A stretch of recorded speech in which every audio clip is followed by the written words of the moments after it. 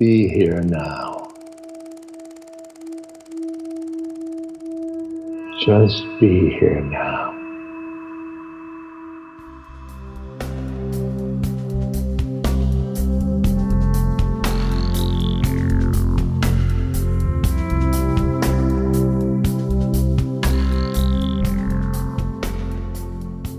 Hey everyone, I'm back with Mindrolling, Raghu, and I have a wonderful new guest, Lisa Broderick. And Lisa had put together a book that's out there now, All the Time in the World. Learn to control your experience of time to live a life without limitation. And there's some fascinating concepts in here around time and beyond time, actually. Time and beyond time is really what's going on here. So welcome to the show. Raghu, thank you so much for having me. Absolutely. So, and just before we got on, we're kind of checking in with each other about where we come from, and you were telling me about all the different places you come from. But aside from the physical reality, this is my, by the way, my first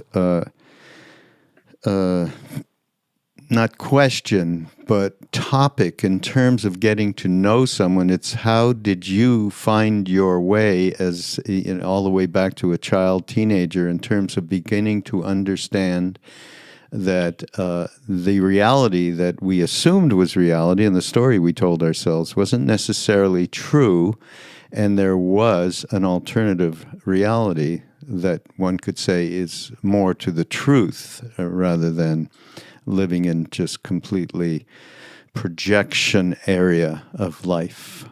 That is for certain. Well, it does go back to the time when I was a child, and we were talking a little bit about Jyotish before we began. And I was Indian astrology. Everybody. Indian astrology. Jyotish. I was a child death averted, which is apparently it's something. It's not that common. But I had a death experience at the age of 4, full out of body, watching my body. No way that it really could have turned out the way that it did, that I lived. I was in Arizona where my parents and I lived at the time at the age of 4, and jumping on a bed in a resort community in the mountains, very remote in the 1960s. The bed rolled away and I flew through the air headfirst into a plate glass window and was impaled. Yeah, I know. As a parent, my family did not talk about it for decades. And so there on the window, as I recall, I do not recall the doctor who had pronounced me dead there. But as my mother told me later, but it was miles and miles to the hospital. It was not a hospital, a country facility, all of which I remember, including the room. Classic death experience. I don't call them near death. It's more than that. And very often after that. How's that? You have to explain that out in a bit too. Well, death, then it has to do with time. Where do we go when we die? And the book covers that as well. So I was in a different dimension, we'll say, a different reality for a time, watching my body as a 4-year-old, and came back as a little girl full of life, but I was different. Now, I will say, after years of research, decades of research, really, memories are a funny thing. They grow and change and are informed by current events, right? And we think back. With that said, my memory of it has remained the same all these decades. This was 50 years ago. So the difference is I saw everything as alive, as you were saying. The difference between projection. There's a difference between projection and being there, present in the moment. So I learned that, but I also learned that I had somehow acquired a special relationship with time. And as a little girl, I could slow down time. I could slow down the field while playing with other kids, which was a great advantage. I would have dreams or nightmares about slowed down time. Sometimes it can be a nightmare to claw the ground in front of you because you're not going fast enough, as though you're in sort of molasses as air. And then funny stories in the book, bowling a nearly perfect game, although I was a terrible bowler at the age of 8 because I was somehow found myself in a zone where everything was slowed down and I could bowl perfectly, even though I was awful. This is a famous sports idiom. Exactly, right? Bowling a perfect game. All of them, no. When they, let's say basketball, they were playing in college and so on, and then they got selected and came into the National Basketball Association. And after a year or two, many of them will say that, and it translates to any of these other football, whatever, baseball. The game started to slow down is the most common aphorism that you hear from these guys after they have finally got into the flow of what that game is, and it's slowed down, and they can see everything, and why the greatest players it slows down.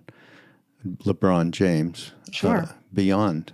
Bill Russell, who famously talked about it even back in the 70s, right? Yeah. And now it's taught to athletes. Well, my theory is this isn't just a fluke or an illusion. It's a brainwave state that we can achieve, and it's related to meditation. It is, because back to meditation. Back to meditation. The mind-rolling people were like, okay, enough already. You've been talking about meditation. I can't take it anymore, because I just did I've been talking about this book of this Tibetan Rinpoche, Chogyam Trungpa Rinpoche, a very famous Tibetan, who translated the teachings, let's just say, incredibly in a way that Westerners could get it. Oh, wow. I mean, he is phenomenal. Was, whatever. And he wrote this book called Cynicism and Magic. So I've been doing stuff around this, and the rudder for all of it for him is being able to sit with oneself for extended periods of time and doing the get to know me better routine, and without any expectation of results of any kind, but and of course, this is the Ram Dass Be Here Now network, right, that we are on right now. Mindrolling is on.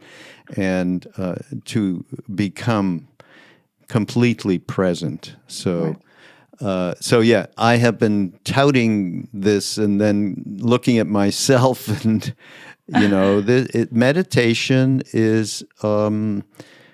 certainly in the beginning, it's work. And so that's why people shy. I work hard enough. Why do I have to work more?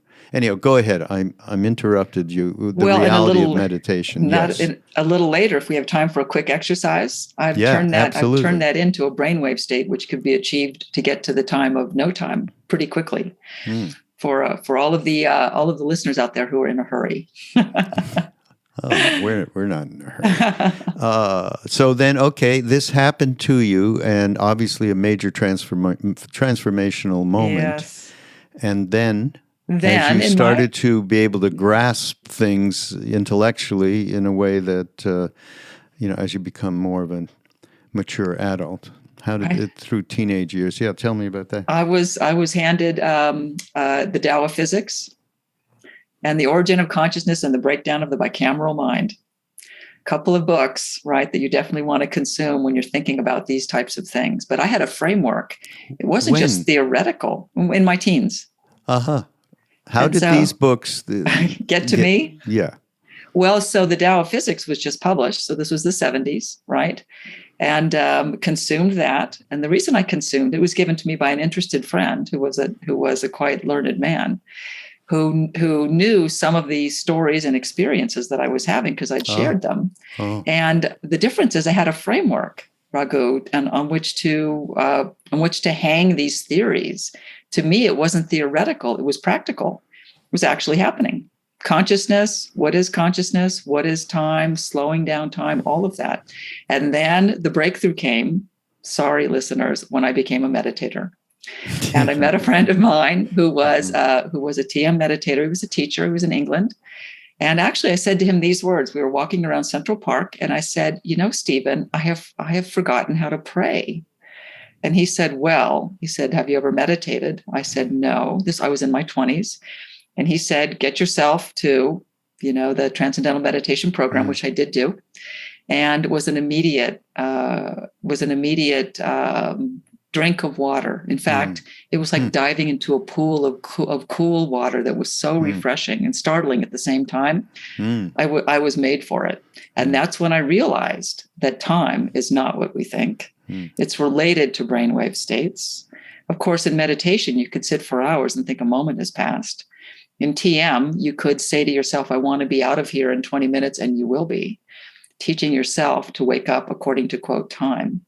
So that really opened things up. But along with it, You're doing this as a teenager. You're talking about being a teenager, reading these books and interacting, and I was in my 20s when I learned to meditate. Okay. Yeah, I was in my 20s by then. But still, you were reading these books, you said, when you were a teenager. Yes. Yeah, I was curious.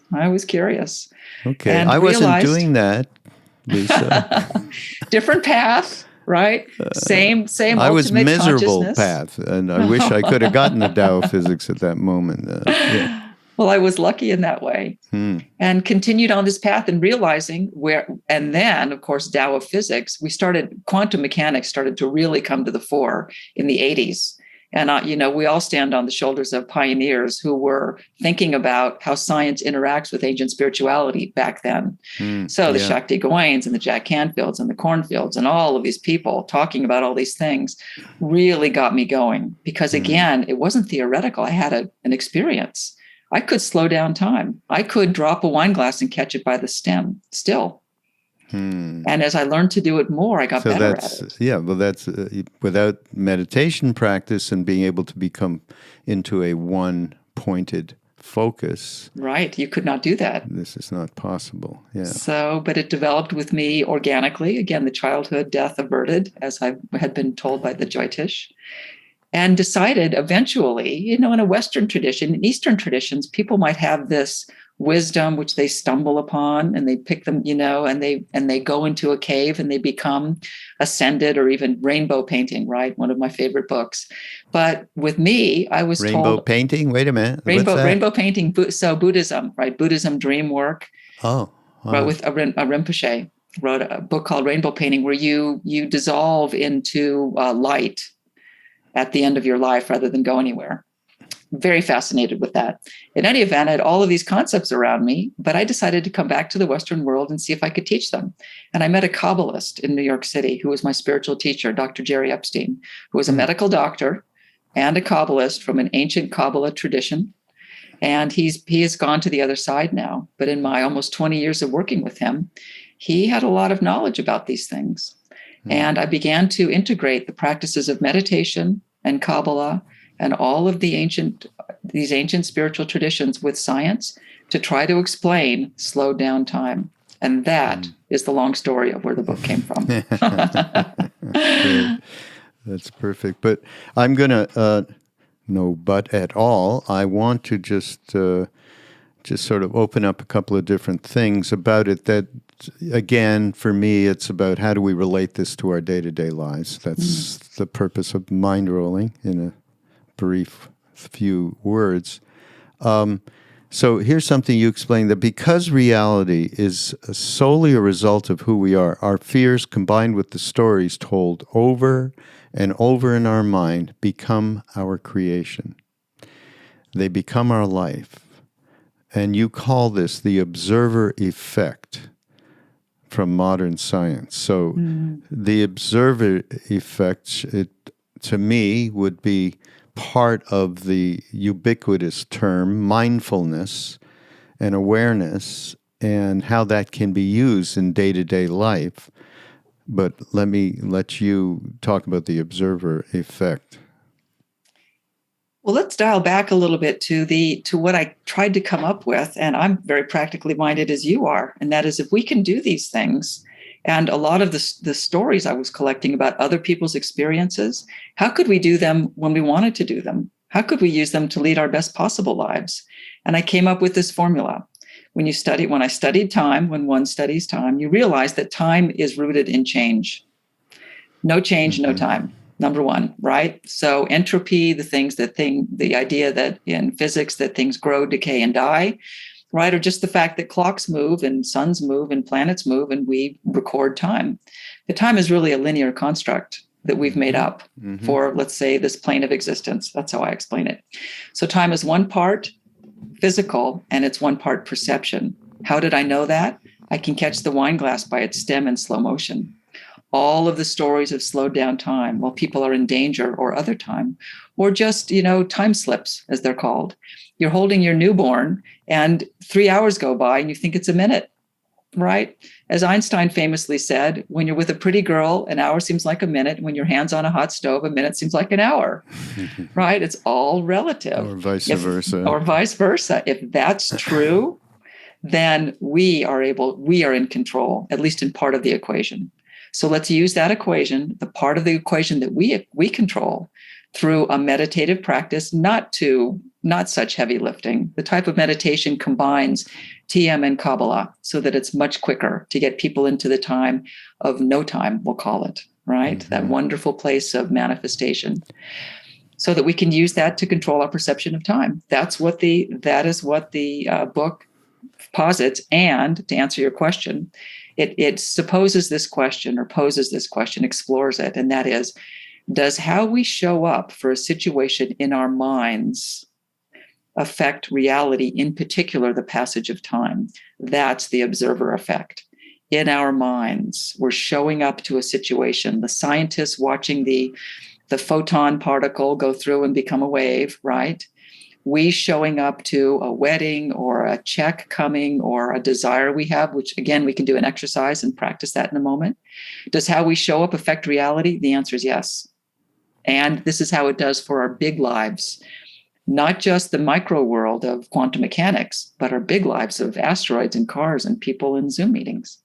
Can I give you an analogy for what you're saying? It is completely different, but it comes from Ram Dass. In the last years of his life, he encouraged everyone to move from the perspective of mind and down into the center of one's being, from the perspective of loving awareness. So no judgment, no nothing, just being completely enveloping everything that you encounter in that wonderful, refreshing change of perspective into embracing rather than pushing away, judging, running from in fear, and so on. Sure. To me, that is exactly what you're talking about when you're talking about the observer effect. That's right. But I have to say, the other thing that's super important, and you're talking about being impeccable with words, because words are an expression of our thoughts. They have the same power as thoughts to affect ourselves and others, to generate our reality. So from the believing in one's thoughts, I mean, I don't know, might talk about this almost every podcast, because to me it's the most important thing. Is you have to realize that you are doing this. We are doing this to ourselves. So I'm bringing this back. Until that happens, there's no way you can start to transform. I like that word better than control, but transform the reality. First, you got to realize, okay, what are the impediments here? And the only way to do that is because you're feeling, except for you had this extraordinary event at 4 years old. My God, most people are going through, like me. I was trudging through there, just being super unhappy. There got to be something else, that was what was going on. But you got to understand what you are doing, creating these stories with your thoughts, with your habitual patterns, neurotic tendencies, and all of that. And so, then you're able, once you understand that, to get into a meditative practice that works for you, of which there are a billion of them. So, and that is the same as does how we show up in the situation, Raghu, because if we know how we show up, then we're contributing to the reality of the life we want to live. And if we don't, because we're completely unaware and unembracing, then it's, as was said in Forrest Gump, it's like a box of chocolates. You never know what you're going to get. But you could know if you could know what you're going to get if you do these practices. Well, you get to the point, once you start to do the practices, you start to create a space that allows for in terms of time. Then you are not doing this immediate knee-jerk reaction to everything that approaches you from all phenomena. Down the field. Yeah. You slow and down that your is life. What this is a great quote, by the way, you have here from Arthur C. Clarke. We love him. Any sufficiently advanced technology is indistinguishable from magic. Right.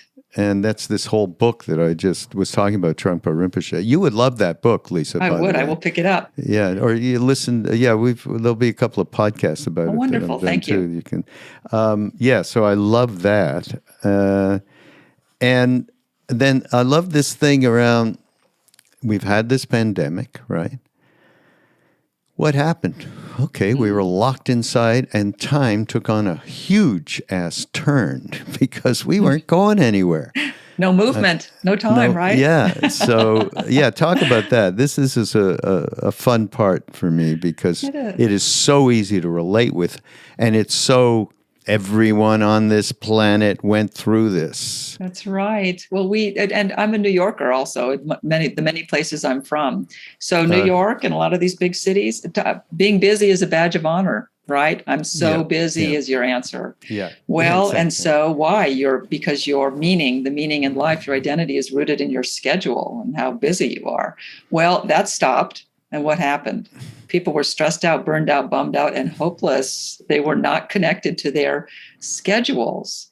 What they needed to do, as the book suggests, and it was a wonderful opportunity to write it during that, is to master time. You're the movie starring you, right? Get a hold of yourself. The movie of me, a good friend of mine suggests what it is. Exactly. Yes. You're in the movie starring you. How do you want to be that? You want to be that person who's harried on the screen? Absolutely not. Take control. And I also say all personal transformation is rooted in time. You're either afraid of the past, can't stay in the now, or can't deal with the future. You're dwelling someplace else. No, as Ram Dass, of course, be here now in the mind that is so central, but also that's rooted in time. So how can we apply these principles of time supported by science? So it's not just woo-woo. You see, there's a scientific principles from quantum mechanics into our lives to lead our best possible lives. Yeah. This is great. I mean, I'm quoting you. Sorry, but I love when I go through a book and something resonates with me, that's my whole thing, sharing that. So the state of focused perception produces feelings of transcending time. What do I mean by transcending time? It's a state often characterized by deep concentration, emotional buoyancy, a sense of mastery, a lack of self-confidence, self-consciousness, how we self-referential is the byword for everything that goes on, and a sense of self-transcendence. Many people call this the zone, flow, the now, being in the present moment, be here now, or simply presence. I just added that. And again, that's I love sports, so that's another sports analogy.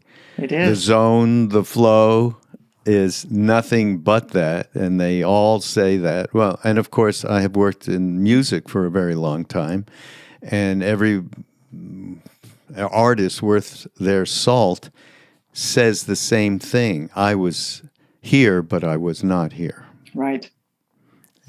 And self-referential goes bifurcating time right there. It is bifurcating time, exactly. And when you're in that state, and I do go into the brainwave states because I had the opportunity while writing the book to be at brain institutes with electrodes on my head, meditating and doing all of this work to see what brainwaves I was generating. What a fabulous opportunity that was. So I know that it works. When did you do that? Oh, and so in 2017, I was at the Biocybernaut Institute in Sedona, Arizona, with electrodes on my head, doing these exercises and generating all of the practices that are in the book, testing various poses. So I tested myself in lotus position versus straight arms, straight legs, which would be more China or China or Kabbalah in terms of not crossing anything when you do this work, to see what was the best and what would work out. Basically, they're the same. They're different, but they do, you come to the same place eventually. And Raghu, I was with brain electrodes on my head when I had a full unity experience, high frequency gamma.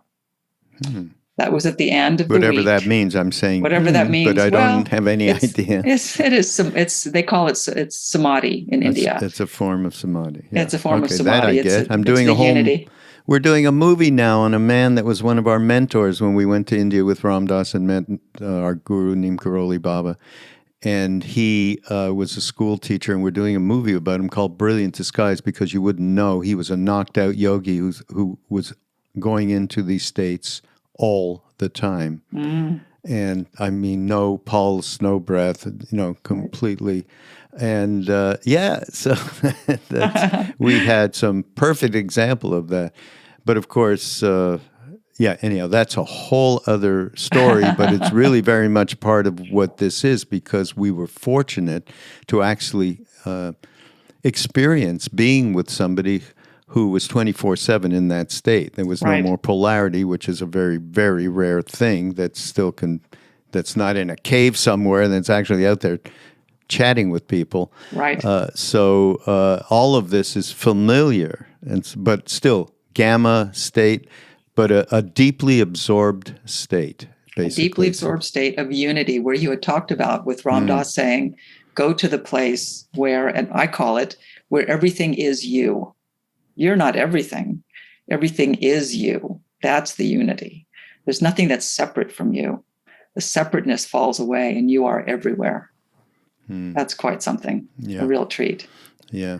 And at that point, the movie of me stops, at least in the moment. It has to be integrated in one's daily life, but it then becomes, what can I do for you? It does. Not, what do I need? Which was a famous thing from Ram Dass in one of his talks. What do I need? What do I want? It's a little bit more interesting to serve people, is what he said. So that result, aside from everything else that happens, in other words, you are not reacting the way you used to, say, on a day-to-day basis, once that starts to be really integrated. And there's the judgmental stuff and the self-worth stuff, all of that falls away. That's all great, and that we want to be free. But I think until we start to act out of understanding the true interconnectivity of everything, of everyone, and that's what we're here to do, is to serve that. That's the greatest of all accomplishments, shall we say. Yeah, service. Yeah. Well, when I lead people through exercises, I add that as a component. And that is, we are imagining something. One is imagining something for themselves, taking them through an exercise. And then I stop and I say, now imagine how it benefits everyone involved. It's not about you. Everyone and everything, to the detriment of no one. It really, that takes someone to a whole different place. Really, huh? Something else that I wanted to bring up, our belief in reality. You have this quote, it's so great. Winston Churchill, you have a quote from him. I do. It's unbelievable. Said about his political adversary, Prime Minister Baldwin, occasionally he stumbled over the truth, but he always picked himself up and hurried on as if nothing had happened. What a great quote that is. Is that all of us every day? We see these things. We've all experienced it. The wine glass falling in slow motion, a car crash or an accident where things are in slow motion, the time slips. But we pick ourselves up and dust ourselves off and go on like nothing happened. Don't do that. This book suggests don't do that. It's real. Create opportunities for that to happen again. Well, many's a time things do happen that are, so shall we just say, maybe out of the ordinary, and they don't have to be big things. And then, in my mind, because of a lack of connectivity to intuitive truth within oneself, you pass them off as an accident, or, gee, I didn't really see that or feel that or whatever. And keep moving forward where it's more of a protected area with our defense mechanisms and so on and so forth. But you call this stumbling over the truth, or you say what researchers call it is selective attention. That's right. Talk about that. That's important. Well, back to brain, and I am very rooted in science. And the reason is a lot of skeptics I can tell after reading the book. Skeptics out there, they want to know why things happen. In fact, a great quote from my mother, who was very clinically minded. I said, Mom, why do people read these types of books to help themselves, self-help books? And she said, people want to know why things happen to them. So that was a great answer, number one. Mm-hmm. And number two, people who have been exposed to science, as most of the West has, and actually most of the world, people want to know why things work and why it might be, quote, true, even in this age of so much illusion, right? And so I included the science in there and thinking about all of these different things. When we talk about selective attention is something happens that's out of the ordinary. And because the brain, in the state that it's in, doesn't perceive it as being valuable, it simply edits it out. And the famous example was done in I believe in the 1990s, where psychologists ran an experiment of children on a basketball court wearing black jerseys and white jerseys, passing balls to one another. And the subjects of the experiment were not the children on the basketball court. They were people watching who were told to count the passes between and among the players. Oh. And so they're counting the passes. Meanwhile, a guy dressed up in a gorilla suit, spoiler alert, goes right into the camera, waves at the camera, stands in the middle of the court. And for quite a while, many seconds, that anybody could see him who was watching, and then leaves. And the subjects are later asked, did you see a gorilla? And the answer was overwhelmingly no. They did not see a gorilla. Now, once you've seen the gorilla, you never don't see the gorilla. And that's what this book is about. Look for the gorilla. Look for these time slips, because it's not a trick of the mind. It's something, I believe, a perception and an awareness related to a meditative state during waking hours that we can recreate if we like. That's great. You talk about the unseen create the seen. And again, as with much of this, I fortunately had enough personal experience back then and then through the years, but certainly at that point, that to know that's the magic, the unseen. Yes. And that magic has within it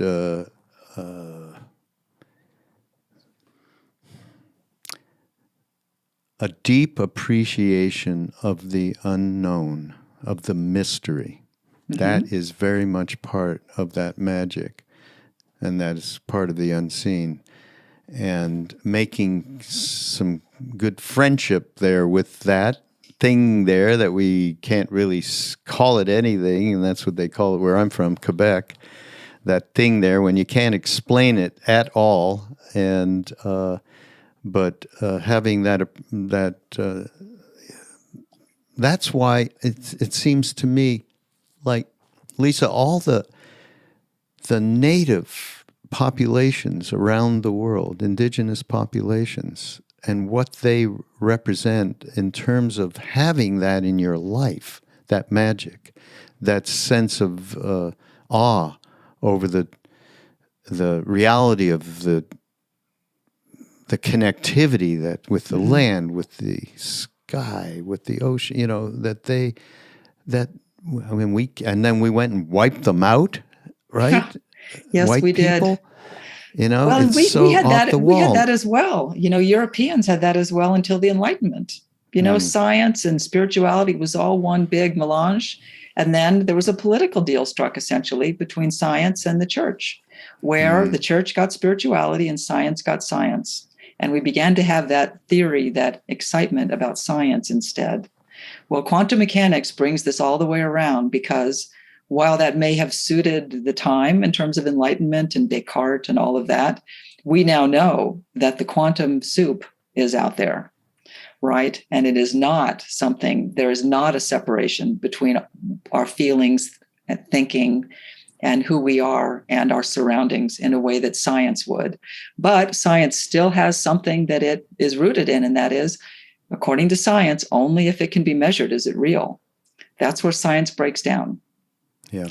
And that's where, and that is, so consciousness, the brain, all of the electricity and the chemicals going on in the brain, are they generating consciousness? No one knows. It can't be measured, but that does not mean it's not real. Well, yeah.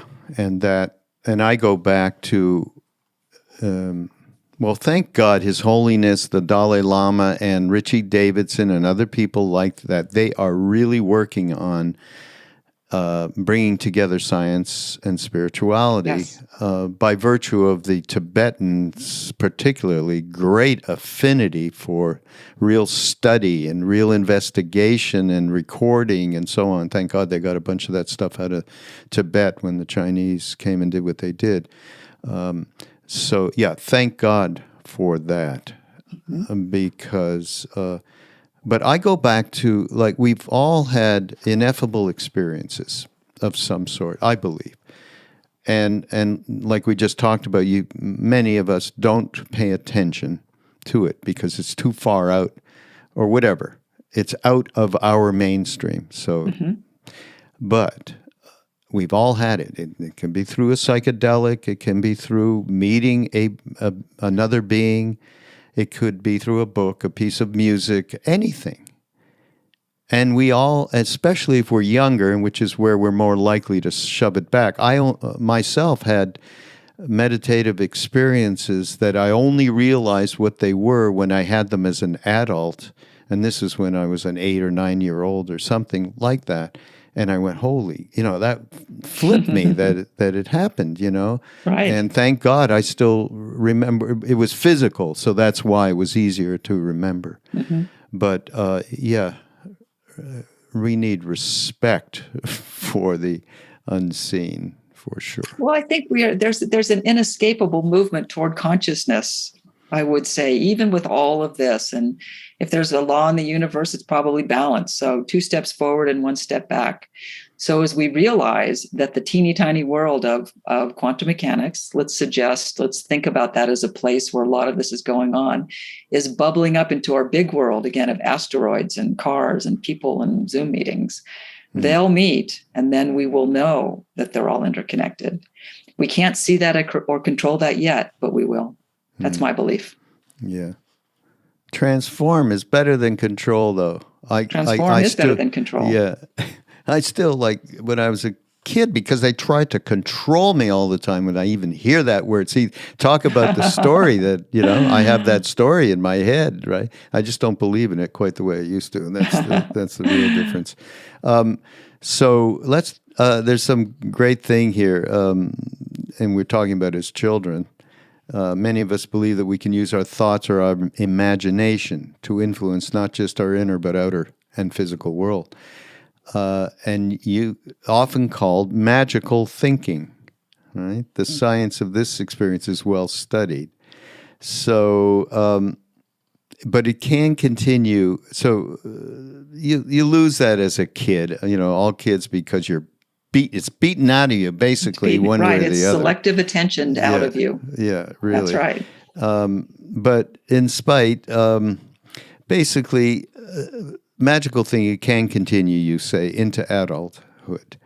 And you talk about somebody named Piaget who uses examples of religious beliefs that grow out of socialization or cultural conditioning, typically addressing issues such as the meaning of life, what it means to exist, and what happens when we die. Magical thinking.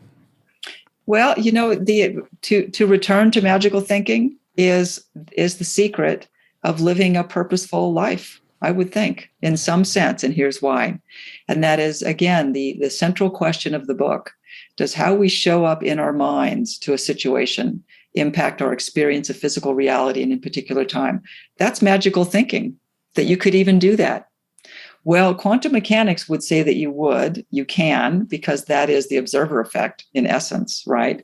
The observer observing the phenomenon and it changing as a result. Well, let's all show up into a phenomenon and change the result. It's magical thinking to think that you might, but it's supported by science to think that you can. The real trick is, how do you put the two together? And so that is what the exercises in the book are about. It uses a meditative state, which is, again, pretty quick and not heavy lifting. It's not TM, to get you to a place of, we'll call it manifestation, a time of no time, right? Where you're truly in the now. And from that state, engage in a little focused magical thinking in order to show up in the next moment the way you want to.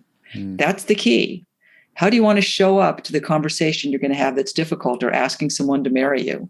How are you going to show up to waiting for the check to come or the apartment to be available for you? Does how you show up in your mind affect reality? The book suggests the answer is yes, and here's how to do it. True. Very true. And one of the truism is around, that you bring up, and particularly right here, is around imagination. And tell you a little story central to what Ram Dass used to do in the latter part of his life, and used to talk about all the time, imagination. And he would say, I would tell friends I talk to my guru, and they go, "You talk to your dead guru? It must be in your imagination." He says, "Exactly. I have a room called imagination. I go to it, and that is where I have these deep conversations." And he would laugh because, everybody's cynical, shall we say, attitude towards that. But in my own experience, that the allowance of this creative freedom to be wherever you might want to be with either another being or a place that you have been to before that provides, shall we say, the hot tub effect, meaning you just let go into the moment. That is highly important, and to put it down as a woohoo thing, which many people do, both in themselves and in other people, is again maybe we go back to having a little bit of respect for the mystery, for the magic. Well, and that's part of it. The Churchill quote, picking yourself up and dusting yourself off and going on like nothing happened. I think what Ram Dass was referring to, that room, is the now. That is being completely present, because you cannot go someplace in your imagination unless you're completely present. He was combining the two for the magic. Yeah. But then the imagination, as you say, certainly plays an important role. But at the very least, and I would say it's more than the least, is intuition. And, right. Well, I had to give some credence to the people who are picking themselves up and dusting themselves off and going on like nothing happened. Right. Yeah. Okay. Yes, that's true. But that, intuition, and that has a lot to do with the development of trust. And that's difficult to do if you're living too black and white a world inside yourself, polarized. I mean, people think we're in a polarized nation right now, in every way, from politically, socially, economically, all the way to you're vaxxed or you're not vaxxed, all the way to that. I mean, it's tribal warfare, basically. Yeah. And that's going on inside each one of us, that polarization. And all of these exercises that are in your book, and all of the things anybody can take advantage of to transform that stuff, goes a long way to fixing that issue. And that issue's got to be fixed, or we can't help anybody. Right. Because we're just adding to the noise, basically, right? Well, back to the movie starring you. There's no tribalization in the movie starring you. You're you. You're the writer, the producer, the director, the cast. You're bringing people in. You're the star, right? That is completely integrated wholeness to view a life that way. Yeah, but it's easy. You can flip that, and that is me controlling everything, being in separation from everything, defending myself, planning, manipulating, motivation, so self-referential. Oh my gosh, Raghu, is that what's going on inside of you? That never occurred to me. As far as I'm concerned, Lisa, that's what's going on inside of absolutely every being on earth. Okay, they wake up I like to experience the movie. That's what I do when I see myself as that. Yeah, but you're talking about it from a place where you're not reacting and you're not embodying your shall we say, lower thoughts. You're not embodying the separation, the polarization. That's where you're coming from. That's true. I believe. Most people are coming from, I got to brush my teeth. I got to go to the bathroom. Oh, yeah, I got that call at 7. And, gee, I'm worried about Jim and my, on and on and on. Where there's no spaciousness whatsoever, you are actually embodying every one of these defense mechanisms and just plain craziness that the causes and conditions that you've got to understand. That is what I'm really saying. We have to understand. We have no chance until you understand how caught you are. Right. Period. You're in jail, Ram Dass used to say. Until you know you're in jail, And to me, also got to be careful because that's what this book I love, the Trungpa book, really, really attacks the materialistic way we look at everything. Okay, the spiritual bypass is how we know it today. And you got to be really careful to not get too intellectual about stuff. And that's why, doing the practice is really important. But having awareness to what your motivations are is just as important. That's right. Well, and a little bit of, as you said, being in jail. What about hope for getting out of jail? If anything, this book is a little bit of that. Yes, right? There you go. We're in the jail of time, and it's through the lens of time. So this is personal transformation through the lens of time. So through the lens of time, get out of that time jail, right? See beyond, know that you're in control. Do a couple of movie exercises and other exercises, which are truly expansive. And when you see beyond the horizon, you just may want to go there again.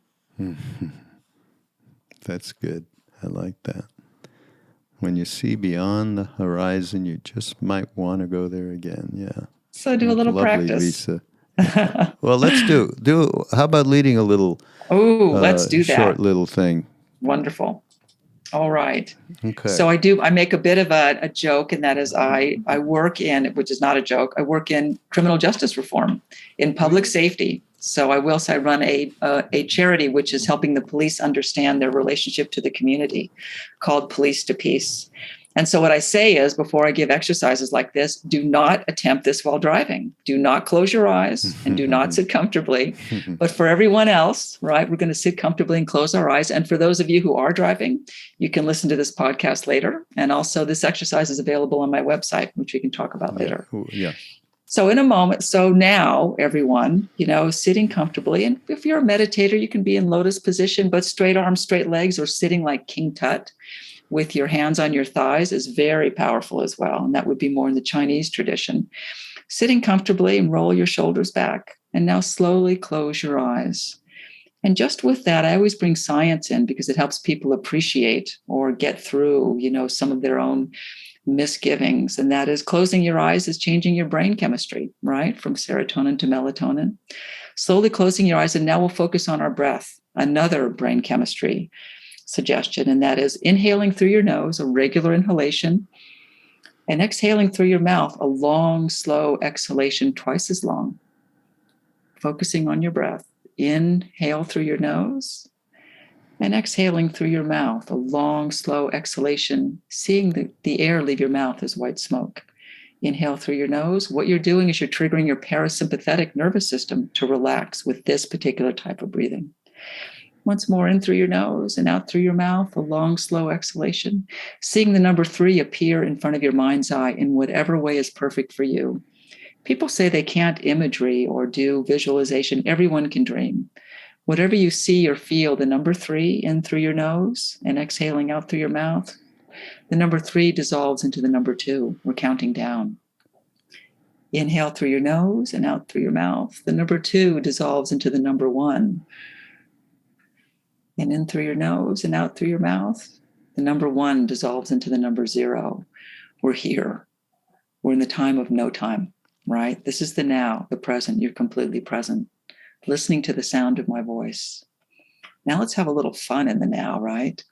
Bring to mind something you would really like to create for yourself, something wonderful, or something satisfying or fulfilling.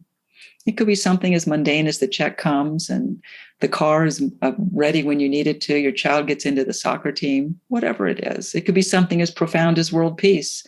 I think about peace in the United States all the time. Keeping this thought in mind, something wonderful you would like to have happen. Live it as a movie now. Bring your body in viscerally. See, feel, hear, sense, and know all of these things around you, the aspect of this movie starring you, this experience you're having, something fulfilling and wonderful. Now, let's bring in the universe. Think about how all of this benefits others, how this is to the benefit of all involved. Could be to the benefit of the entire world, right? Don't think about yourself. Thinking about how the benefit of all is at the root of your desire. Why? If for no other reason, it removes the fear it won't happen for you. And removing fear is crucial.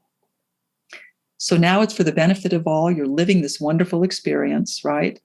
This wonderful thing that you'd like to have happen. And now put in your mind, it just happened. It's over. It's done. It's complete. It's the moment after. The check came. The car's ready. Your child is in soccer team. There's world peace. Whatever needs to happen, live the experience that it's already done. It's complete. And there is nothing more to do. Not one more thing. Wow, the relief, right? Bringing this back into our bodies, right? Don't ponder the details, right? We think about things and our brain goes a million miles a minute. The who, what, when, where, why, and how is not your department. It's already done. It's complete. Nothing more to do. Bringing it back into our body, imagine how every cell of your body is vibrating with this nothing more to do. It's finished. It's over. It's complete. Satisfied, fulfilled, all of the cells of your body. And now traveling down through the bottoms of your feet into the entire earth. All of the cells of the earth are filled up with this idea, this feeling, this sensation. Nothing more to do than knowingness that it's complete.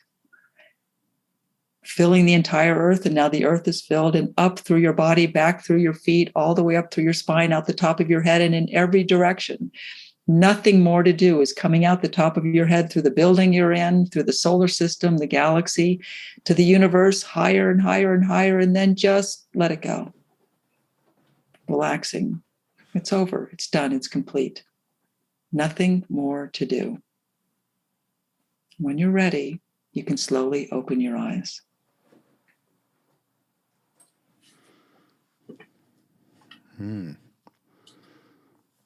Nothing more to do. How fun was that? So let's talk about the time component of that and the science, right? Again, back to the central question, does how we show up in our minds to the next moment affect reality? And the answer is yes.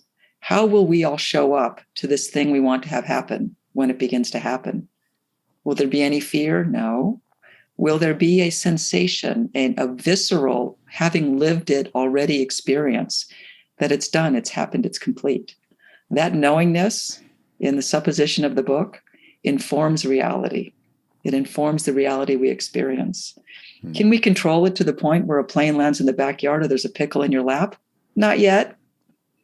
But can how we show up to the conversation we're going to have that we know might be difficult, or asking our loved one to marry us, or giving birth to the child, or driving somewhere and needing to be on time? You're completely different. You'll never be the same. You're going to show up differently no matter what. And that is why that could be a manifestation exercise, bringing you into the now, the time of no time, the brainwave state of flow, which is likely a theta state combined with some other states, has completely changed your experience of that moment. Let go of grasping. Just be. You shall be in that moment. Be here now. The 50th anniversary of Be Here Now. We've been celebrating all year. The spectacular. Isn't that incredible? And there's my dog is in that state right now. Look at him.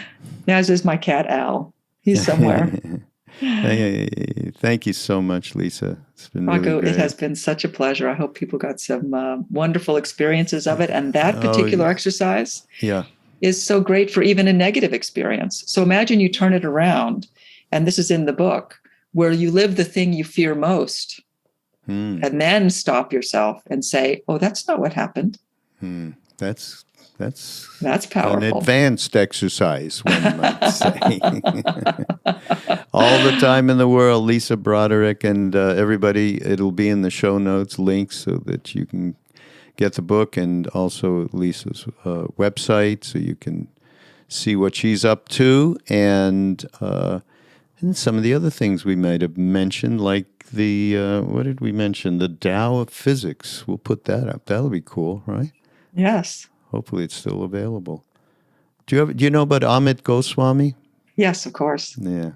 Ram Dass did this incredible talk with him on science and spirituality, actually.